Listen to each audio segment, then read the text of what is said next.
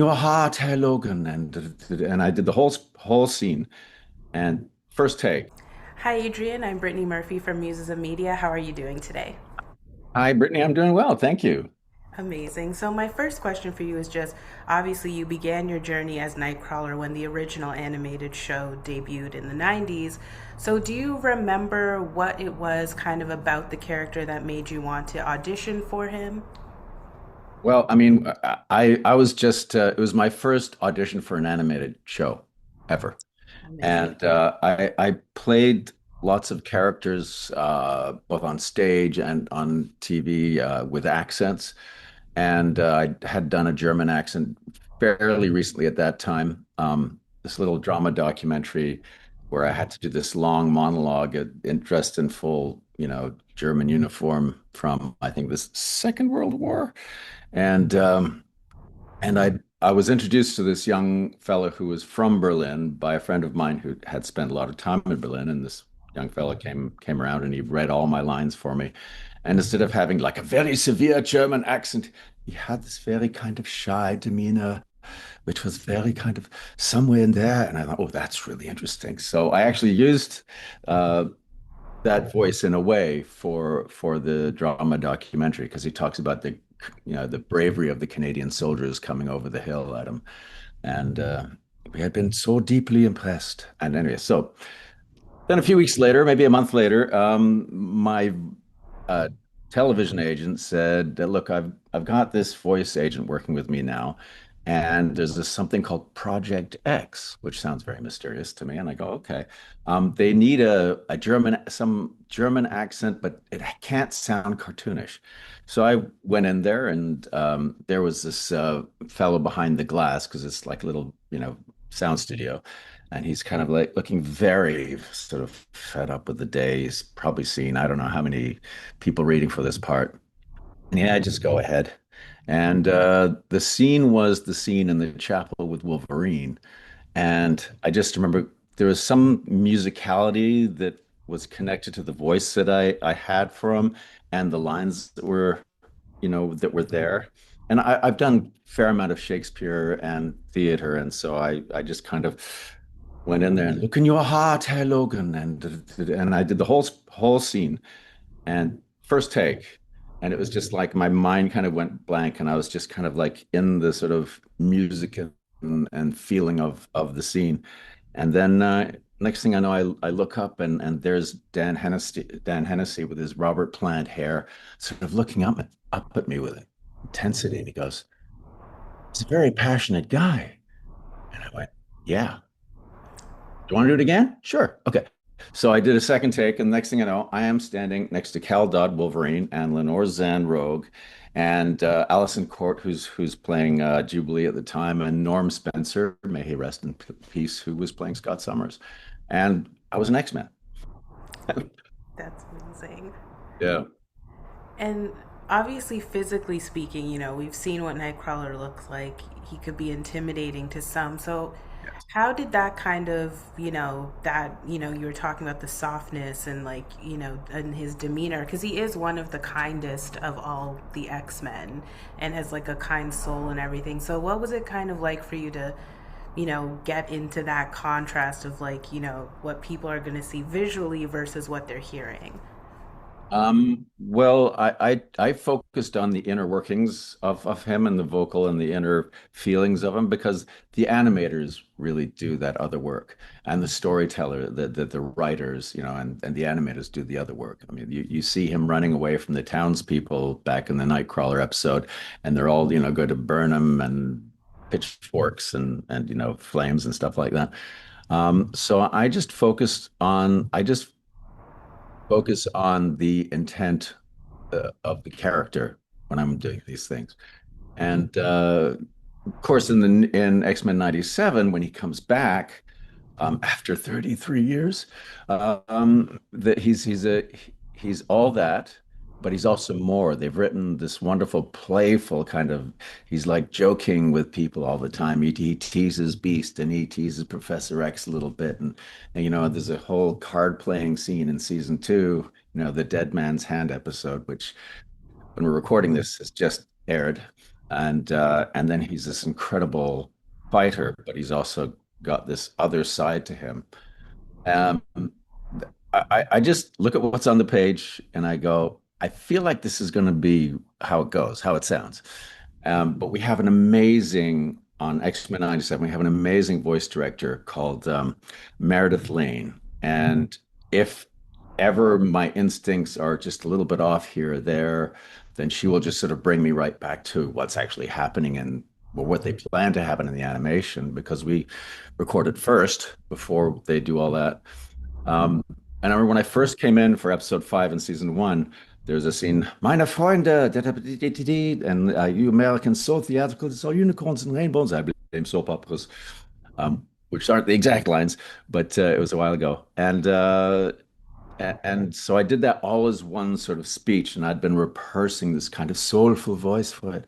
And then she goes, "Okay, here's what's happening," and and I go, "Oh, what?" And he's teleporting in and out of the scene, like each of these. And I went, oh, got it. And so literally the next text, the next take, this kind of woohoo sound came out of me, and I was like, Dad, and I just would change my position behind the mic as if I'm appearing here behind your shoulder and there in front of your face, and so it really helps that we have an incredible team at Disney Marvel to help us.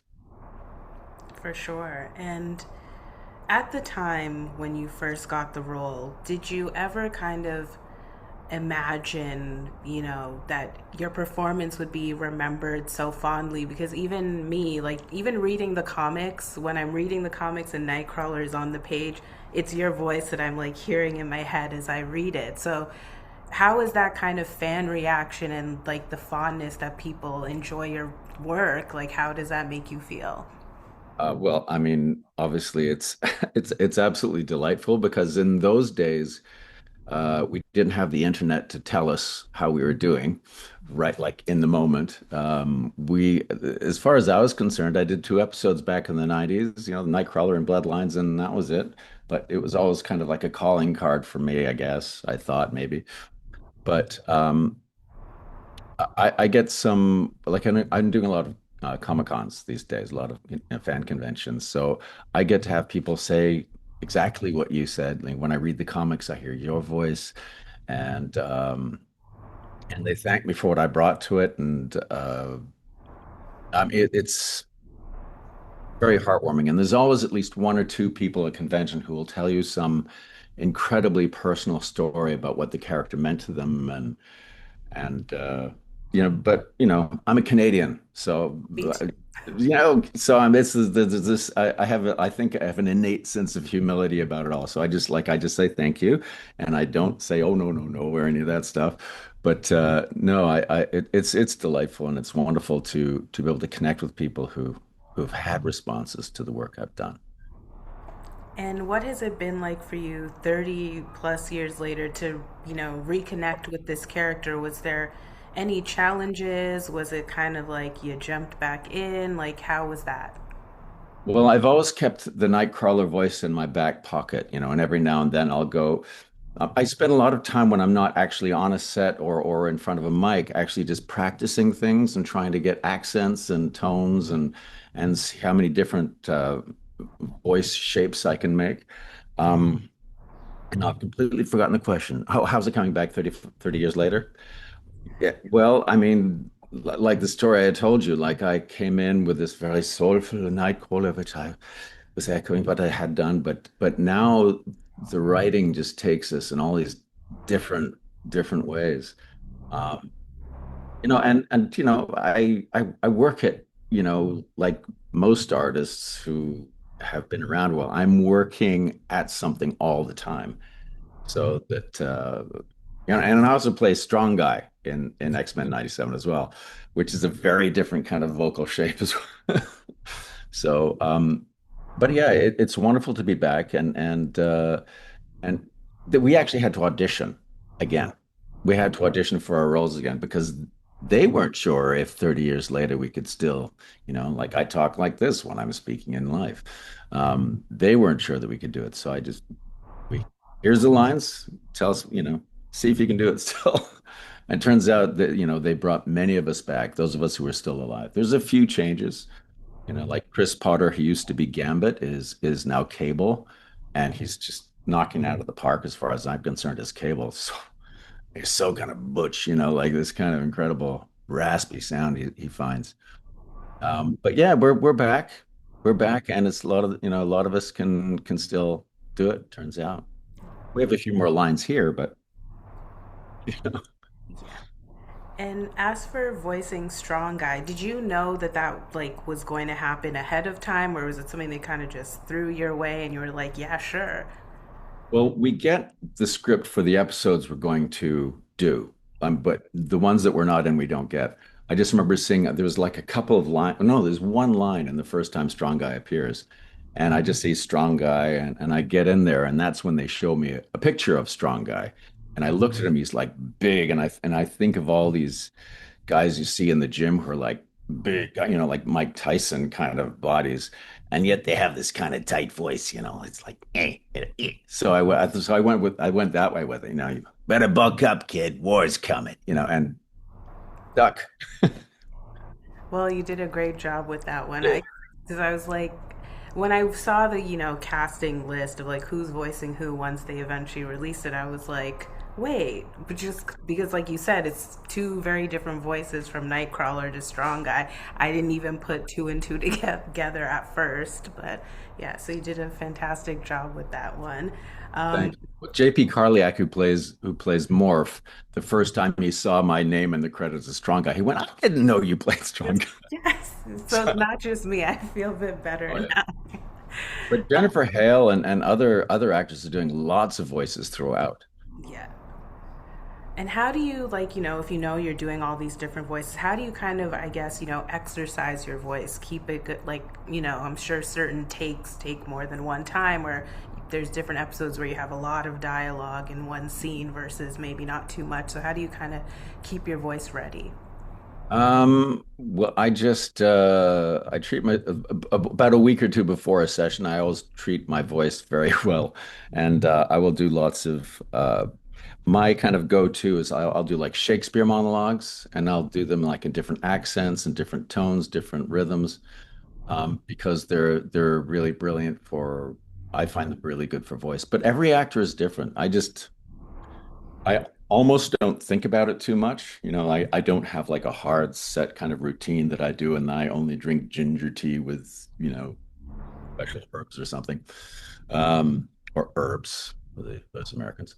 Um, but no, I just play almost every day with my voice. Like I'll sing, I'll try out a new accent. Like I've worked on you know, throughout my career, I've worked British, I've worked Cockney in English, I've worked with Irish actors playing an Irishman. I played, Scottish opposite Peter Capaldi years ago. One of I think the 10th Doctor Who, way, way, way back, probably before most of these listeners were born. So for me, it was always kind of an obsession to get like the details and the intonation of things right. It turned out okay. Yeah. And episode 7, I think, was probably my favorite Nightcrawler moment that we've had, him at the trial and trying to convince Colossus and everything. So, what was it like for you voicing that particular episode? Um, when I got the script, I went through. Oh, there's a couple. Oh, and it was like a revelation. And so I spent some time, not too much, but some time going through it. And the cool thing now, it's also the not cool thing, is that we record alone. So I think on that session, what Meredith said, would you like me to read the lines opposite? So I think we ran through it once, um, as if we were doing it as a play reading or on stage. And then what I'll do is I said, just let me run through it by myself, and I'll just sort of clock the changes which I see on the script or from the responses that I'm getting on the script. And then I just kind of I just let it rip. I just let it fly. I don't I try not to plan too much, because I find if I plan too much, then it starts to sound like, oh, that sounds planned. It just doesn't sound fresh. And so that way I can sometimes come up with a reading on in the moment on a line. But that scene, especially, not to spoil for people who haven't seen it yet, especially at the end when he's using his tail to strangle. Um, uh, yes, as you were born, a vain soul, searching for your 15 minutes of faith, yield, like things like that. And so his, it's great because Nightcrawler is not always just sunshine and light and trying to be understanding. Like he has real emotions and real reactions to things. Uh, but yeah, that one, the preparation for that was just read it through a bunch of times and then let it work in my intuitive system, I guess, for lack of a better expression, and then just let it fly. And the team Meredith and like because when you do a session, there's like all these boxes with that are blacked out with all the producers and all the writers and the directors are all there and probably a couple of executives from Marvel in the session. And I just and if they have any notes, I let them give them, and then we tried a different way.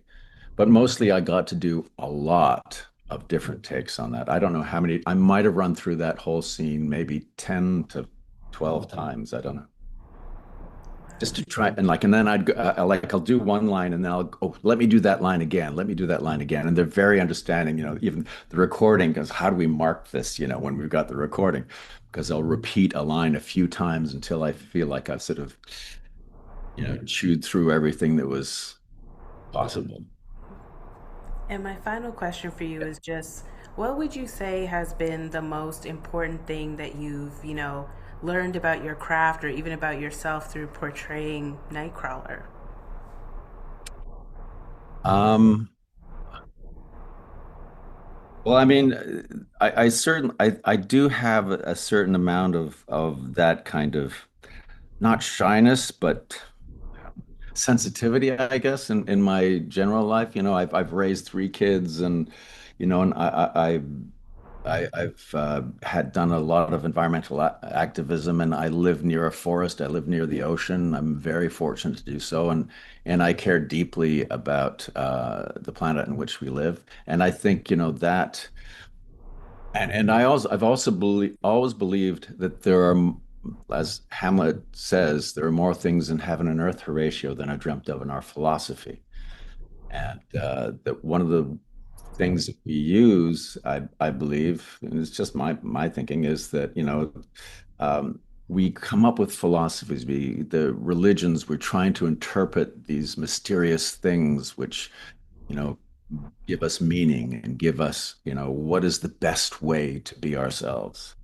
And I think that's always been part of me. I'm always trying to be the best version of myself and sometimes failing, as we all do, right? Often, sometimes.